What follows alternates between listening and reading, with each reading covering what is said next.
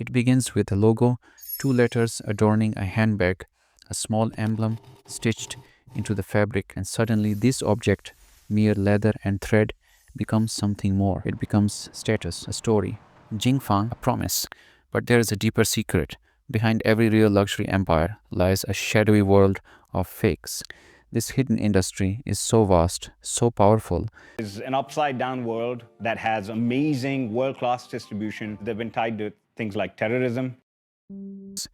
It's about how desires are crafted. For millions worldwide, the dream of being seen outweighs the truth of what they own. The counterfeit economy, an underground empire. The counterfeit economy is one of the world's largest underground markets, bigger than narcotics, bigger than weapons, $1 trillion machine built on imitation. It thrives because luxury isn't about necessity, it's about belief. A $500 sneaker costs perhaps $30 to make. The rest, it's not material, it's myth. Advertising campaigns whisper, wear this and you belong. You will be respected, admired, envied. When the myth outvalues the object, imitation is inevitable. What's being sold isn't the product, it's the illusion. A lesson from Istanbul's streets. I once met a street vendor in Istanbul. He spread handbags on a blanket like a magician unveiling his tricks. Gucci, Prada, Louis Vuitton, names too expensive for me to even speak, let alone wear. When I asked if anyone believed they were real, he smiled.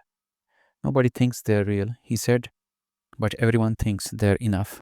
Enough for a photo, enough to enter a club, enough to post on Instagram and feel for a moment the world sees you differently.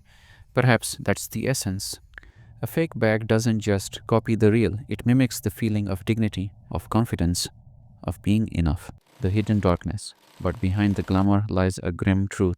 The fake luxury industry runs on invisible labor. Children stitching knockoff shoes in cramped factories. Mothers inhaling toxic glue in windowless warehouses. Entire families working 14 hours to produce bags sold on sidewalks for $50. They'll never own what they make.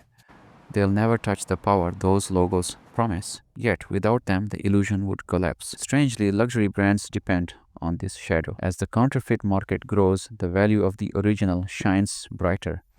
Scarcity becomes more precious when imitation is everywhere, and sometimes, though brands won't admit it, fakes are their best advertisement. A child saving for a fake Gucci belt today may buy the real one in a decade. Fakes keep the dream alive. And dreams, they're the most profitable product of all. The blurred line between real and fake.